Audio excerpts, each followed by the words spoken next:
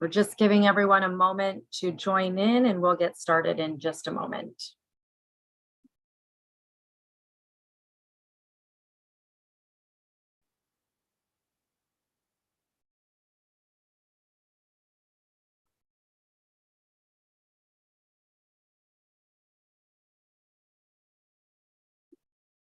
So I think we'll get started. I know some folks are still joining in, and we welcome them as they join this event this morning. I am Rachel Stoll, Vice President of Research Programs and Director of the Conventional Defense Program at the Simpson Center.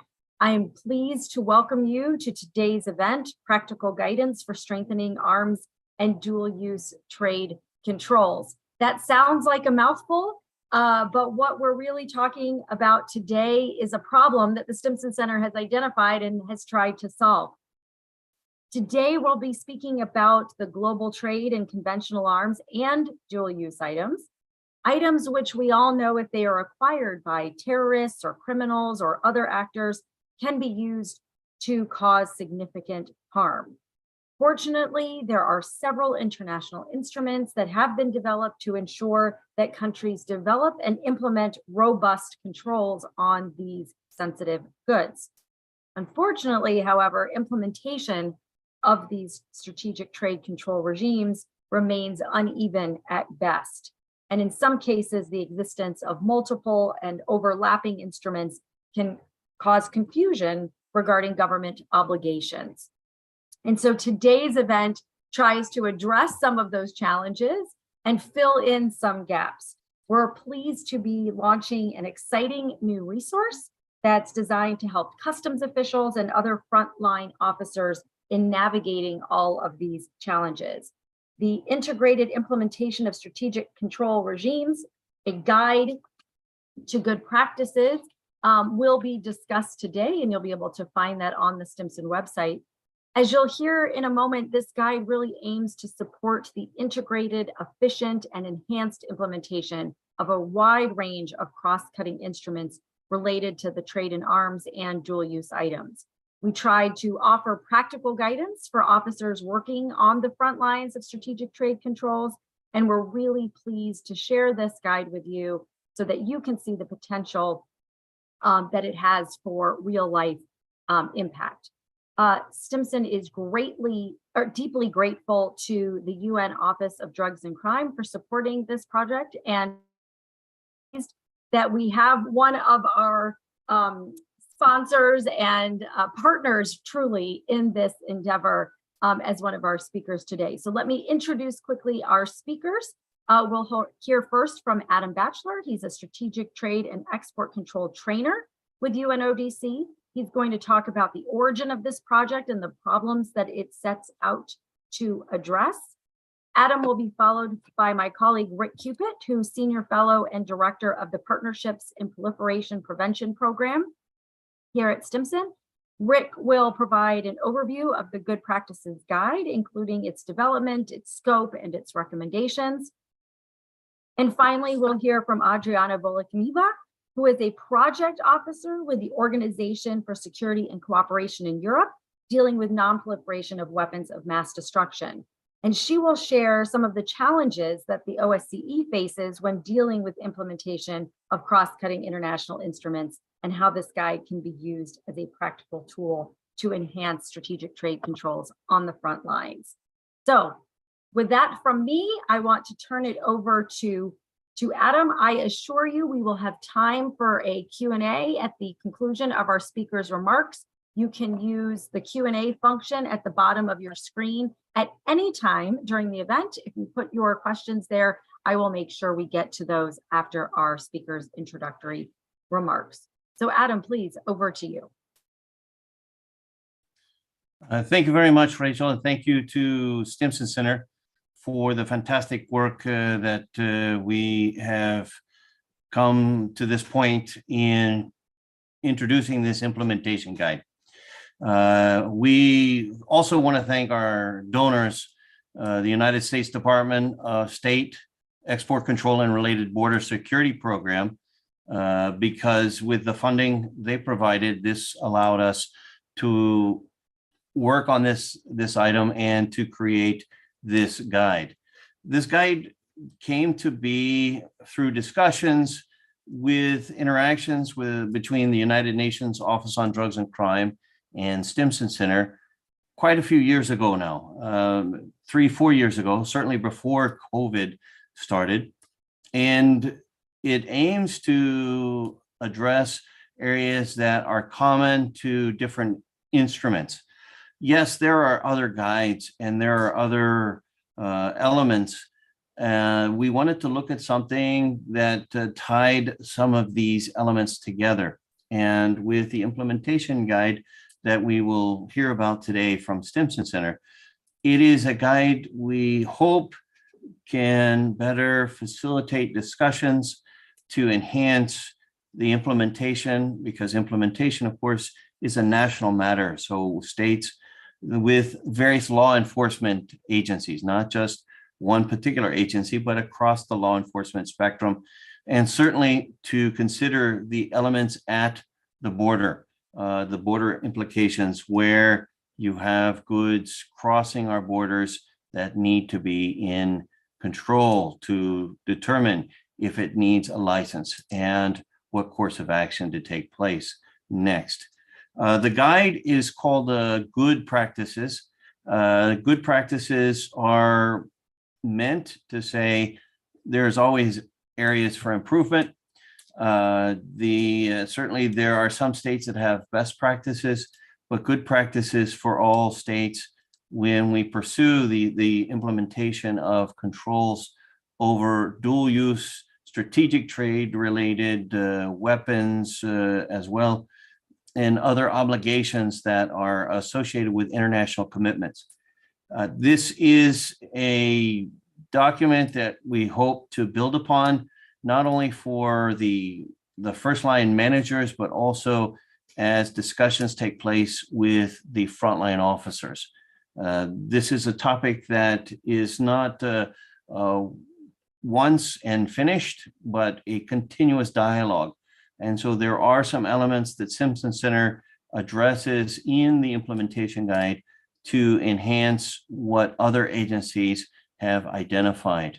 We would like to also make sure to thank all of the expert contributors to this guide. Certainly, thank you, Adriana, for joining, as well as other institutions for their contributions, their comments, and their feedback.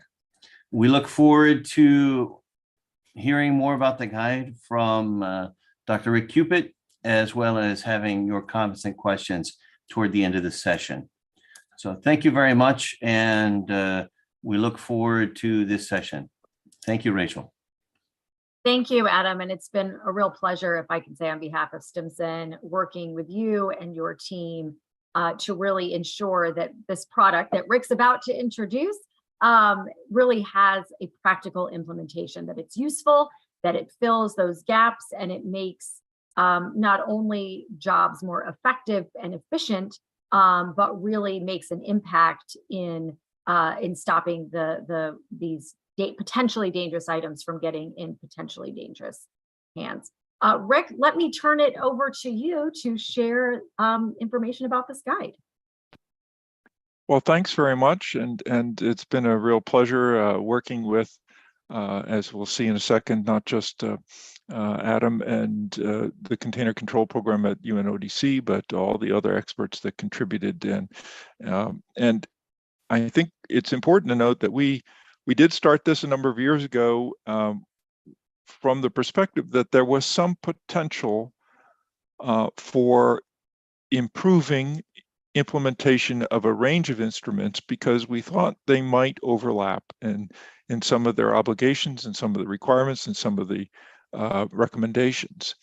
And in particular, it was an effort looking at the Transnational Organized Crime Convention, the Arms Trade Treaty in 1540. We all saw there that there was a range of opportunity to look at these three, and for law enforcement and other agencies involved in implementing these obligations. You know, they're looking across. They have a lot authorities, but they also have a lot of responsibilities. And so how do these things connect? And that might make it, we could leverage what was going on in implementing one, so one international instrument, we could use that to help implement others. And part of that was really important because for these three international instruments, we really recognize that implementation historically has been very uneven. And so, and at least part of that is because there are a number of obligations, and that those tell you kind of what to do, but they don't necessarily tell you more about how you might do it. What good practices might you adopt to implement them? So that's really the scope of the research, was trying to look across international instruments and see where we could find some commonalities and where we could develop some good practices from those commonalities. So as our methodology was very cross-disciplinary, it was a year-long effort. We did look at these three instruments: the Transnational Organized Crime Convention, the Arms Trade Treaty, and UN Security Council Resolution 1540. But we also looked at a range of other instruments that and organizations that were developing related good practices or had related obligations. And this went from the World Customs Organization's strategic trade control enforcement actions, the International, the Air Trafficking Association, the International Atomic Energy Agency, the World Health Organization. We covered quite a few. We then tried to identify, looking across all of these instruments and organizations and recommendations, to come up with a set of common things that we found across them all. We then produced an initial draft. Then we were fortunate enough to have a number of experts who could review the work. You'll hear from one of them after I speak, Adriana Volakanova, along with our colleagues at the Container Control Program and many others. What we identified were 8, I will call them baskets, of good practices that are common to the effective implementation of these various instruments. These 8 baskets, they are: physical security is one basket, border controls is another basket, multi-state partnerships, another one, multi-stakeholder partnerships, interagency cooperation, international cooperation, record keeping and the use of information and communication technologies, risk management, and training. So in each of these baskets, the guide has a handbook has a number of particular good practices that it's identified, along with some recommendations. We understand that no one size will fit all, and that and we aimed it really more over time at the state level policymaker than necessarily what was on the ground for the specifically for the frontline, a specific frontline officer. So give you just some examples in terms of I'm one for talking about interagency cooperation and international cooperation. You've certainly got in international cooperation. One area is border agency cooperation. So there's the instrument-specific implementation guides. Almost all of them talk about coordination across the different agencies responsible for national border controls, and how you coordinate those things and how you bring them together. There's a range of things that you might do. For example, identifying respective roles and responsibilities in the event of a disruptive incident, conducting joint border checks or investigations. We talk about how those things, information can be shared between those entities, how we might use international trade data related to the clearance of goods, contribute to the development of comprehensive risk profiles. So there's each of these baskets has a number of we'll call them subcategories.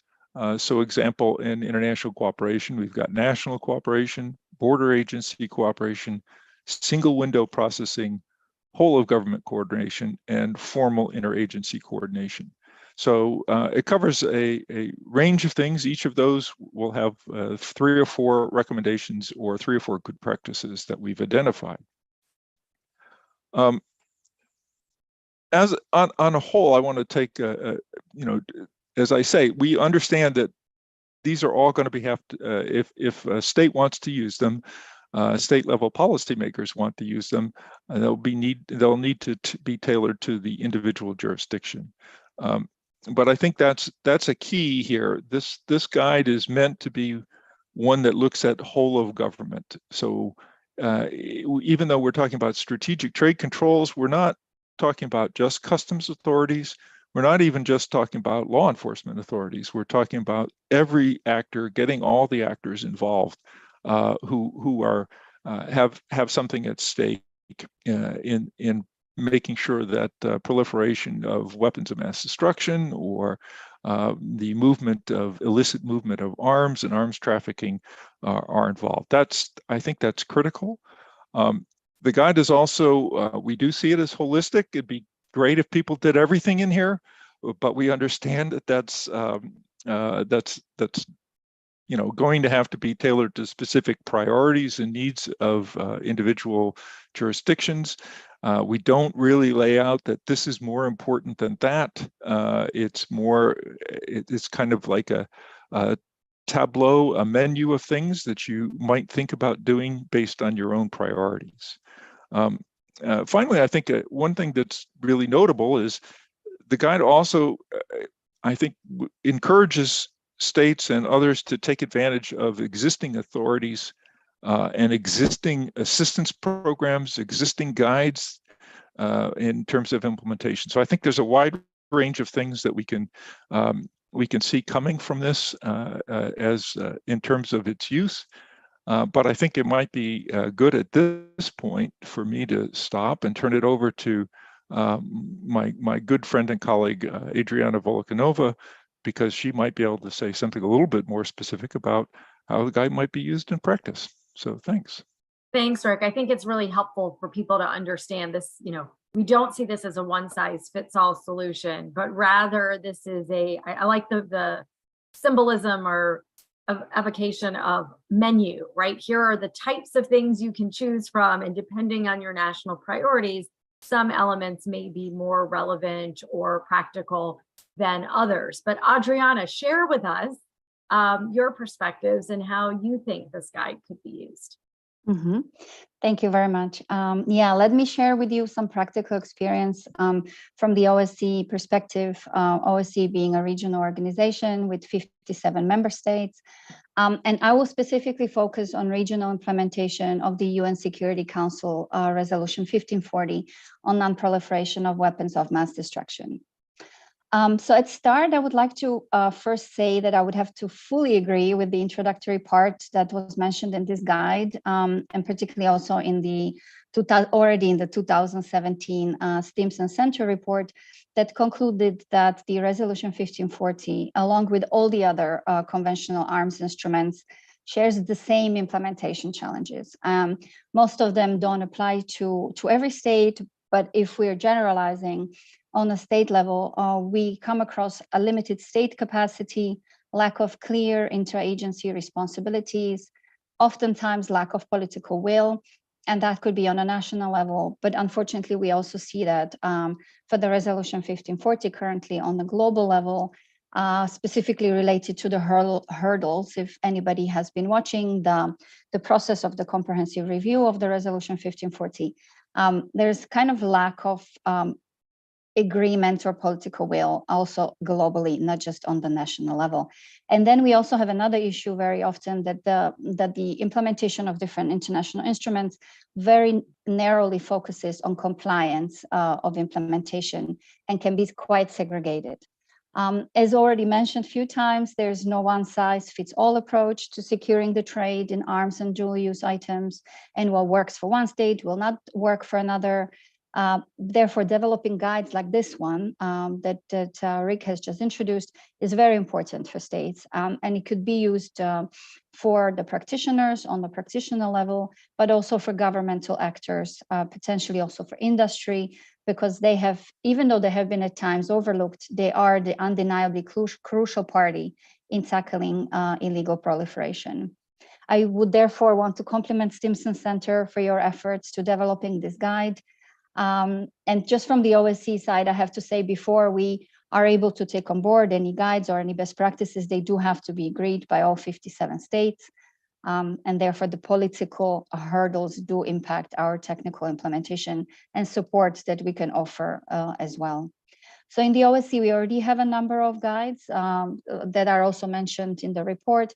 We have guides dealing with small arms and light weapons, conventional ammunition, and we also have a long-standing mandate to develop best practices on the implementation of the provisions of the Security Council, United Nations Security Council Resolution 1540, which is currently, unfortunately, in a stalemate due to the ongoing difficult political realities that I think everybody faces, but OSC particularly, and it has been influencing every part of our work.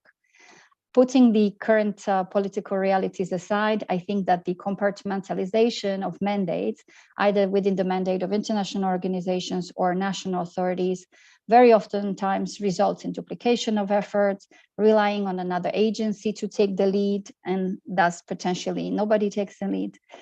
Reporting fatigue, narrow point of view when it comes to the fact that perhaps implementation of one instrument could have a direct impact on another. From our work with assisting states in the implementation of their non-proliferation obligations, we would often have to deal with a variety of ministries, different institutions, sometimes 20 and more. And it is always the same ministries, always the same institutions dealing with all the international instruments. And so it is really paramount that we are also streamlining all of these different mandates, and we don't make the work overwhelming for the national authorities. On a personal level, when I work, I always encourage states to create interministerial working groups on non-proliferation of weapons of mass destruction, also suggesting, however, to use existing working groups if they have them, to have coordination mechanism in place, or even merging various technical working groups into one. This would not only help us, but also for the states to have a bigger picture, to connect various national efforts, allow for more efficient reporting to international organizations if that is the aim as well of the working groups. Prioritization of national resources then can be also better ensured. And for instance, one example to provide related to the export controls, often when I would be working with experts on export control law that focuses only on dual use goods, it is many times advisable, and a lot of the times countries bring it up themselves, that they would like to merge it together with conventional weapons. So again, not to create an artificial divisions because of various mandates, but to really come and look for complementarities on both sides. Another crucial element that is also mentioned in the report, and it is part of the resolution 1540, is involvement of civil society and industry. And from the OSC perspective, we always encourage states to outreach to civil society and work closely with relevant industry. For instance, when we are helping them or when they're drafting national action plans that are usually for 3 to 5 years looking forward. And therefore, it's important to get everybody's input right from the beginning. Lastly, also, as Rick mentioned, important part of the report, but also important part of the resolution 1540 is to call upon states to renew and fulfill their commitment to multilateral cooperation, promote dialogue cooperation on non-proliferation, and take cooperative action to prevent illicit trafficking in nuclear, chemical, biological weapons, their means of delivery, and related materials. And at the OSC particularly, we have one of the decision-making bodies called Forum for Security Cooperation, and they hold regular meetings. They meet every Wednesday, but at least once or twice a year, there's a meeting on the resolution 1540 and on obligations stemming out of this resolution, where all 57 states can discuss, they can showcase their national implementation, and even offer assistance to each other, shall such assistance be requested. Peer reviews have been very practical in ensuring that there is cooperation and collaboration between states. And we have held these peer reviews in a number of different formats. 1-to-1, 2+1. We also had recently 5+1, all Central Asian states, plus Belarus. And we also plan a follow-up in November this year in Istanbul with all Central Asian states, again, 5+1, all Central Asian states plus Mongolia this time. Regional cooperation matters of cross-border movement is of course paramount, and as the word cross-border movement indicates, is also rather obvious, but oftentimes that cooperation also needs to be stressed. My last point, maybe from the OSCE, what we have also in disposal for this kind of cooperation is a network of focal points at the OSCE, where we have all the participating states appointing somebody who then is sharing information, or we share information with them. And currently we're looking into creation of a digital platform where states could directly be communicating with each other on matters related to their national implementation of their non-proliferation obligations. And coordination among international actors is extremely important, cannot be forgotten. And that's why it is so important that this report has taken that into consideration. And thank you very much for inviting me and subsequently the OSCE to contribute to this. Thank you so much. Thank you, Adriana. I think you made some really useful points in your intervention. I think the fact that we recognize now that there are so many synergies between international instruments, but the bureaucracy hasn't necessarily caught up with sort of that need to take advantage of that compatibility is a very important one. And so we hope that this guide provides that useful connection, that if you're doing something to fulfill the obligations in one instrument, this will allow you to also fulfill the needs of other or obligations of other instruments. The other point I thought that was really important I want to emphasize is the variety and width of stakeholders that are involved in all of these processes, whether it's civil society, industry, governments, regional organizations, international organizations, sub-regional organizations. There's a role to play, and that partnership that we use to develop this guide, I think carries through in the elements of the guide, that inclusion of stakeholders throughout the process is really essential for success. I'd like to remind our audience that you may pose your questions in the Q&A. Before we get to those, I'd like to turn back to Adam to talk about some next steps, how he sees UNODC using this tool in trainings or by practitioners, and sort of what you see going forward. So I'll turn it back to you, Adam. Well, thank you, Rachel, and thank you, Adriana and Rick, for your interventions. And this guide is not just because it's written and we're holding this launching. This isn't the end. We're looking at this guide as a significant. I don't want to say start point. There's been lots of starts. There's been lots of activity already. More as a catalyst when we address this topic across the spectrum that was mentioned, the different stakeholders. Within the United Nations Office on Drugs and Crime, as Rick mentioned, I should have mentioned it myself, I'm involved in the Container Control Program. It is not the only program in the United Nations Office on Drugs and Crime, but one of the key aspects is that border enforcement element.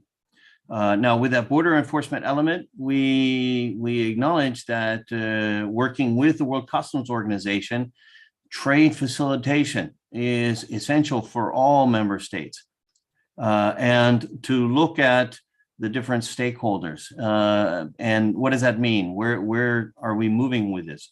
And that movement is to foster better communication, more information that is utilized to make quicker decisions to facilitate legitimate trade, or if necessary, take actions to enforce our laws and regulations. The other aspect is to look at the training elements, and when we say training, that's a very broad topic. The World Customs Organization looks at strategic trade control enforcement from the top down. We talk about that topic within the Container Control Program because of the methodology that's employed in the program to look at the highest risk of commodities passing our border, and to, yes, focus on traditional counterfeit goods, narcotics, but also to be aware of the weapons and the dual use items while meeting obligations that our states have signed up to. So this, going back to the guide as a catalyst, it is to hopefully put some energy into some of these areas, foster that discussion, encourage relationships that have had challenges before. Those challenges are not going to go away, but to find ways to communicate and to be better prepared and adaptable to the changing environment that we're faced with. We look forward to interacting with Simpson Center and our colleagues at OSCE and others, including our partners with the World Customs Organization, to put this guide into use, to find ways to work with our member states to encourage them to facilitate that communication. Also to engage the private sector. We have been and continue to work with the private sector, the trade, the shipping lines, terminal operators, and the like, to also better harmonize how these movements, the movement of goods are taking place, and to facilitate as best as possible legitimate trade. So there's quite a lot of work in the future. This guide is a beginning, a catalyst, I want to emphasize. And we certainly look toward the participants to this launching for their questions in this regard.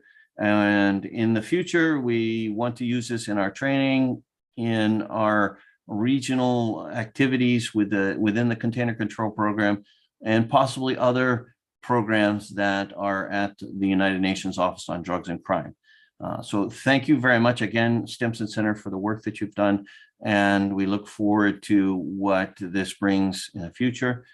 Certainly with our donors, the United States Experts Program is one, as well as others from the various member states that support the Container Control Program. Thanks, Adam. I'll invite our other panelists to join for this Q&A portion. I think I appreciate UNODC's interest in developing this guide, but moreover, that you see it as a practical resource. That's something that can be useful in trainings. And one of the questions was, can we see the guide? Is it going to be translated into multiple languages? The link for the guide is in the chat for this event, but also available on the Simpson Center webpage. And if you go to the homepage, you will find it quickly and easily, I hope.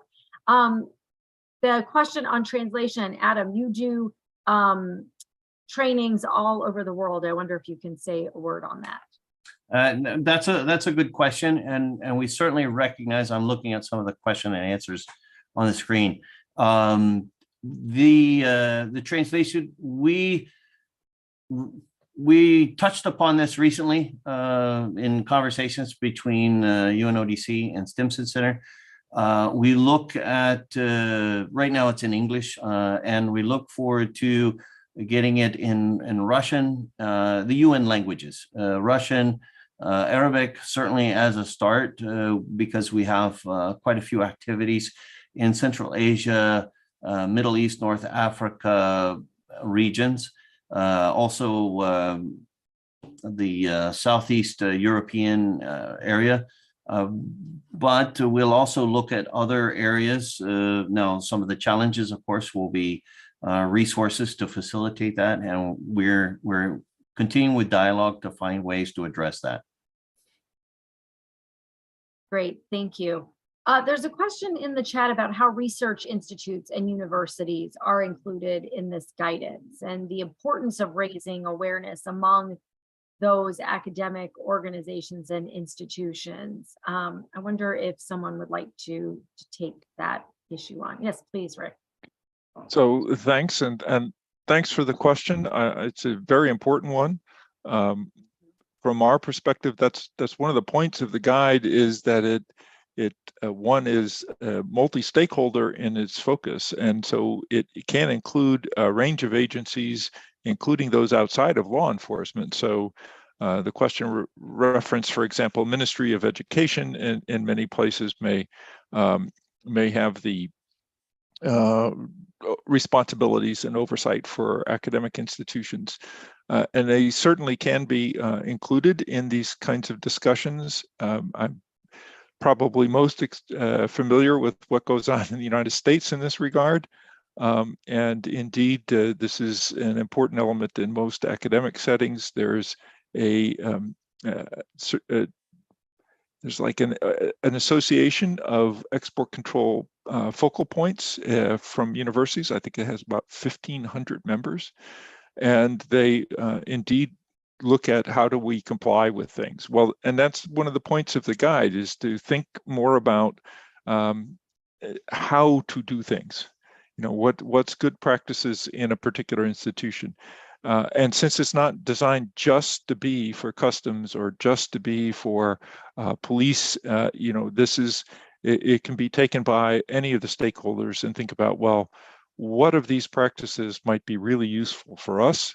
And that includes academic institutions. I would note, you know, when we even talk about things like enforcement, you know, and I do want to go beyond compliance, because we do talk about security culture within institutions and a range of other things besides compliance. But even at the federal level in the United States, there are at least once, when I was involved in a interagency coordination effort related to enforcement of strategic trade controls, there were at least 18 national agencies involved. And these cover things that you might not imagine, including transportation.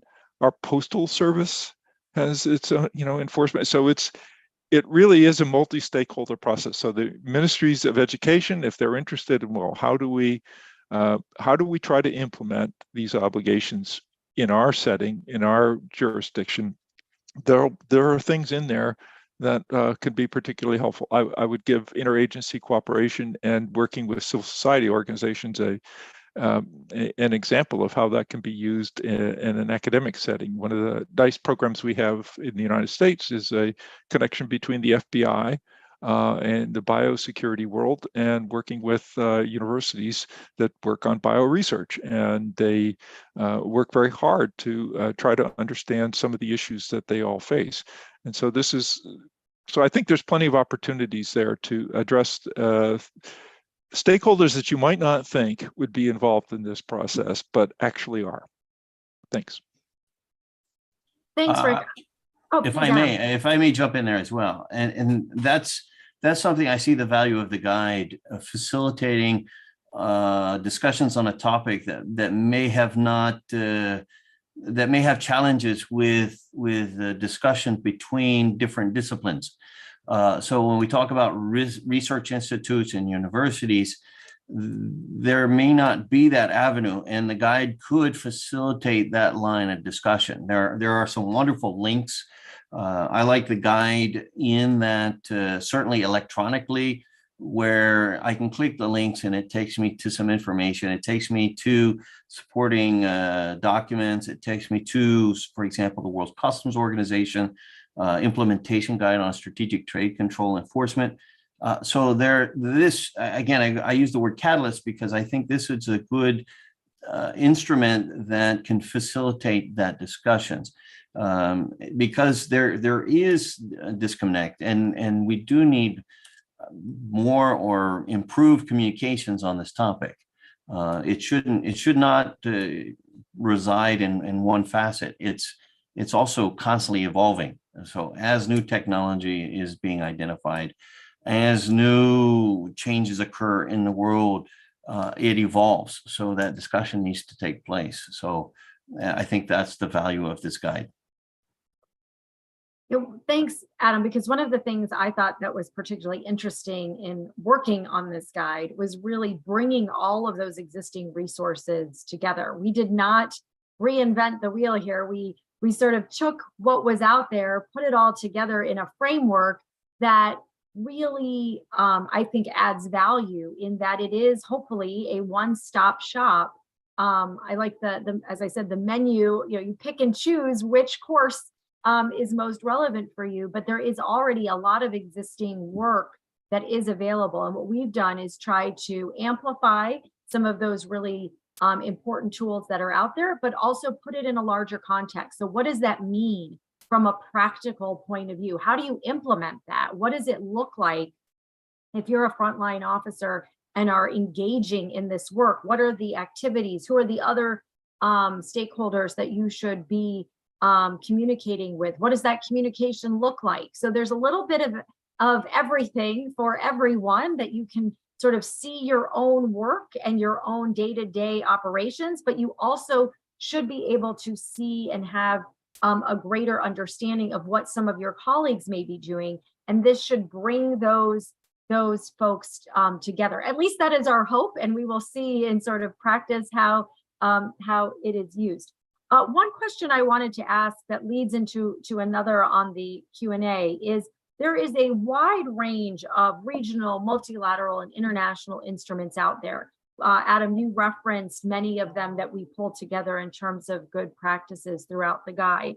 Can you explain, and maybe this is a question for Rick, but I welcome all of you, why did the guide focus on the instruments that you mentioned, the Convention on Transnational Organized Crime, UN Security Council Resolution 1540, and the Arms Trade Treaty? Why did we pick those three instruments in particular, Rick?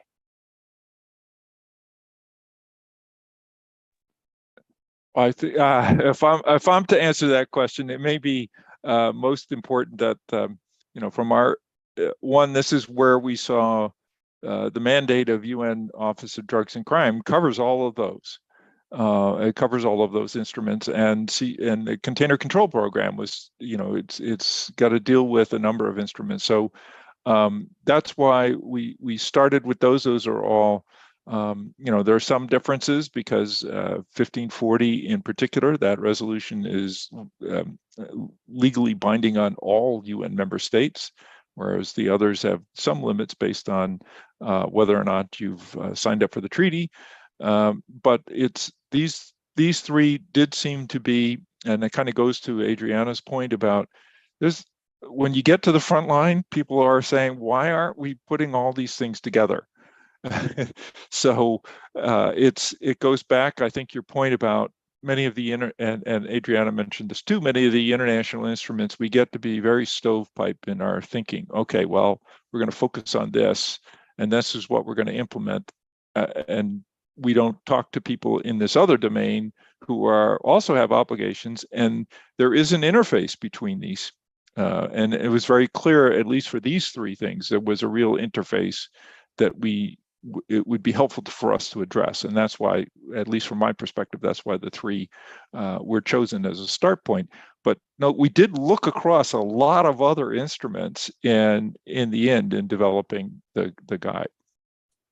And to add to Rick's comments, that if I recall, that's been a couple of conversations between several of us in the past, both in Washington, D.C. and here in Vienna, that these different instruments are aimed in for many states the same people.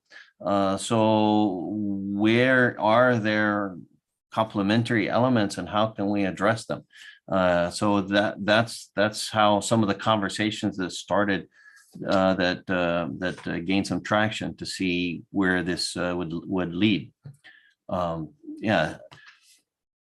And I would just say that Simpson has long been at the forefront of identifying those synergies. I'm going to post in the chat the paper that Rick and I wrote many years ago on the synergies between UN Security Council Resolution 1540 and the Arms Trade Treaty. So it's important for us to as Rick said, get out of our stovepipes and think about these issues holistically.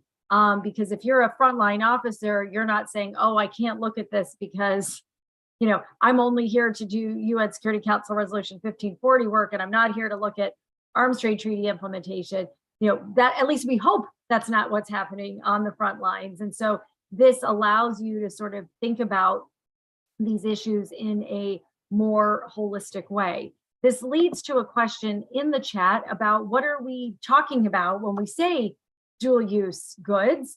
And do we see any problems from differing definitions when the guide is used on the state level in different jurisdiction, and how do we sort of envision that being addressed? Open it to all of you.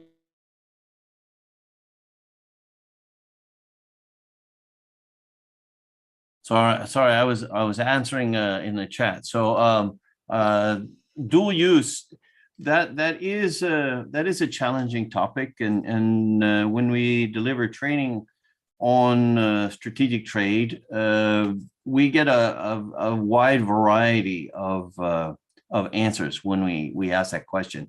We tend to use the definition of sensitive and non-sensitive goods. Now, what does that translate with other agencies? We don't get into too much depth there because, again, it is a national implementation. It is a national element, and we certainly can make recommendations. That's why, again, talking about this guide, it's a good practice guide. If you use some of the tools, hopefully they raise awareness to look at that, to address it, and it'll stimulate discussions. It'll stimulate that you may have resources already available. And this is also a point when we talk about dual use goods. We, within the container control program and frontline officers, we want them, and we have homework assignments for the training where we want them to establish communication with the different ministries, agencies, to find out who is doing what. Also to establish a line of communication before the need arises. Because when the need does arise, very often the first thing that takes place is to wonder, why do you need this information? Who are you? And what is going on? So this guide, again, that's why I chose the word catalyst, to address that term. And this is something to discuss with the different entities that have a role in this area, and to hopefully facilitate those discussions and to work on some of the other elements that are defined in the buckets as Rick shared with us. If I may just add one practical element. So when we work with states, this is exactly what we start with. We start with definitions.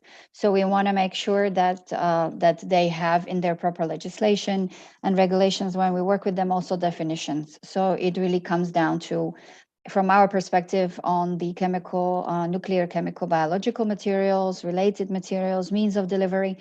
But every terminology has to have its own definition based on the national understanding of it. So in the legal assistance, it starts with definitions. So we definitely do not go and impose certain type of understanding from what these words mean. But it's all very much nationally driven. So this is not even though it is a kind of global process, it's for all states, but it's very much nationally driven process. So every country gets very targeted assistance, and it's not seen as something that there's a best practice for everyone. As we said, it doesn't fit for everyone. And this is also one of the hurdles at the same time with the resolution 1540, that it tells the states what to do, doesn't tell them how to do.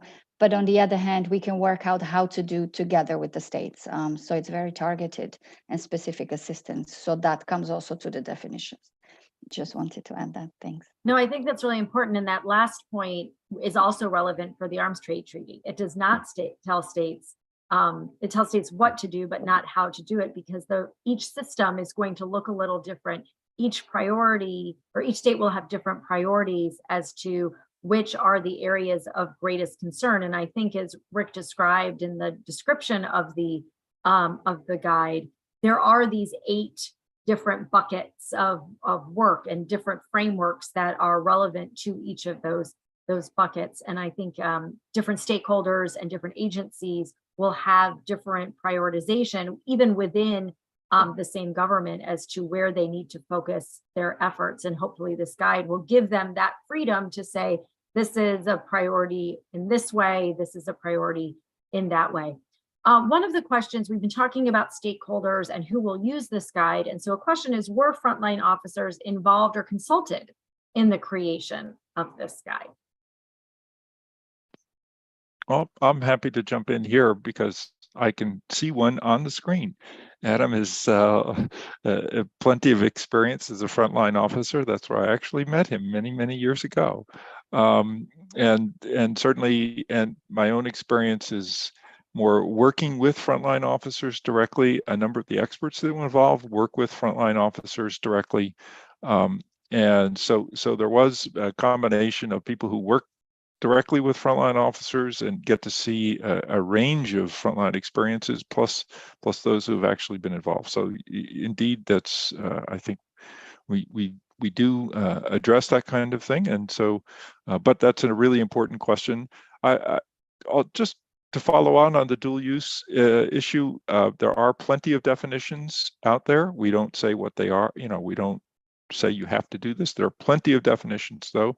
But I think one of the points of the guide is that we're recognizing that implementation of these international instruments tends to be pretty uneven. And so you really, for us, yes, it's a problem that there are different definitions, but if there are no definitions, that's even more of a problem. So it's really kind of building the kind of capacity and foundation, and each state goes about it its own way. So, thanks. Thanks, Rick. There's a question about if there are any plans to support low resource countries like in Africa by developing additional practical implementation guides on issues like elaborating and reviewing control lists, accompanying customs and regulatory enforcement systems. There are, I think, some sub-regional organizations, and this question refers to ECOWAS, that are looking at coordination, information sharing, as well as guidance and enforcement recommendations. So that's sort of looking to the future and what comes next, but any plans or ideas on that topic? Let me start, and then part of it is from a programmatic standpoint. We are delivering to our member states in Africa, North Africa, West Africa, South and East Africa, all of Africa, with resources provided, working with our donors and the member states. Is it going to be right with the guidance, this guidance document now? Not right away, I don't believe, but certainly in the future, it's one part. There are certainly other programs, other activities. The program I'm involved with is just but one small contributor. I also want to talk about mention about the definitions and everything with the frontline officers too. And that is, it also fits into Africa question, and that is that this guide is for mid-level managers or state-level policymakers.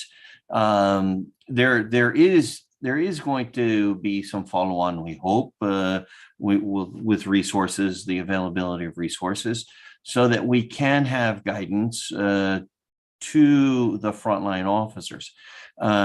Right now, when we work with frontline officers, we have to direct them back to their responsible agencies. And because it is so varied in the response, that's the best that we can do from being outsiders. So there are some areas that can be worked upon to have elements to complement the work that organizations like the World Customs Organization has conducted already with their strategic trade control enforcement, looking at firearms and looking at the activities such as Adriana mentioned with OSCE, There are a number of things that are already in motion, but this guide could be that mechanism that helps with coordination a bit, and to try to distill it down to a tool, most likely one of the things we were talking about, a tool that would be used on, say, a smartphone, vice printed materials, because most officers today have smartphone capability. And with the links that are in the guide, it's a good start to take the officers to that information. But again, the guide is just that, it's a guide. It doesn't replace national laws, national regulations. So that is something that really frontline officers need to be aware of when they encounter suspect materials or situations. Thanks, Adam. We're nearing the end of our time. So I want to, there are many, many questions left in the chat. And so I would strongly urge, encourage, welcome those of you still with questions about whether it's the structure of the guide, whether it's the utilization of the guide, whether how this guide can solve some other policy challenges, to reach out to us here at Simpson or to Adam at the Container Control Program, or to Adriana at the OSCE in terms of how this is being done practically. We're always keen to talk about these issues to ensure that we are providing tools that are most useful. That is sort of a Simpson hallmark. We see a problem, we find a solution, and we develop something that can be used on a very practical level. So we want to continue to engage in those conversations with you. I want to give our panelists, a 30-second, any final comments that you may have for our audience today. And I'll go in reverse order. So Adriana, let me start with you. Thank you. Yeah, maybe just as in line with what the questions were being asked, I just want to say we have not been inventing anything. We have not been creating new practices. This is really looking at what's already out there and putting it together with a specific focus, in this case, on the strategic trade controls. There are many other things that one can look at. There are many other things one can include even in this guide. But it's a start, and I think it's a great one, and states are always looking for some kind of best practice, something that worked for others. So I think it's an excellent product, and as all these documents are, they're living documents. Their improvement never ends. So it's a great start, and I'm grateful to have been part of it. And thank you very much for inviting me today. Thank you, Adriana, and we're so pleased that you were part of this, from its discussion and inception to its creation, and then to be able to launch it today. It's been wonderful to work with you, and congratulations to you and your colleagues for the great work that you are doing. Dr. Cupit, thoughts as we close? Yeah, I just want to give a thanks to recognize this is a big team effort for a cross-programmatic effort. Point to especially Ryan Fletcher and Sneha Nair and their work on our Simpson teams, but we've had, this has gone on for a year, so we've had a number of people who've worked on this project, and also then I want to thank not only Adriana, but we've got a number of other experts that also contributed to this, and of course to UNODC Container and WCO Container Control Program and Adam. So it's been a big team effort. I do think it's a start. It's not the end. I think I can just say Adriana's hit it on the head. There's always lots of new. I even saw something in the questions that, okay, well, we might be able to do that. What was hard, and what's the easiest things to do? So you never know. So and there's always new guidance coming out. But the key thing is we get asked all the time, how do we do things? And we're not trying to reinvent the wheel. We're just saying, here's a lot of good practices that people have identified that are common to implementing all of these obligations. So, but thanks again to the team and to UNODC and Adam and all our experts, including Adriana. Thanks. Adam, the final word to you. Thank you. Thanks for the final word. Very appropriate words from Adriana. Thank you very much, and thanks to everybody. Also the fantastic team there at Simpson and the experts that contributed to this living document. This is a work in progress. the challenges that are faced are not going to go away. And most importantly, thanks to all those that participated in this event. It was valuable to see your comments, and we look forward to hearing more of your comments and finding ways to incorporate not only your comments, but if you have resources, if you have the capacity to contribute to certainly utilize that to strengthen this process. So thank you very much, Rachel. Thanks, Simpson. Fantastic. We look forward to our continued cooperation.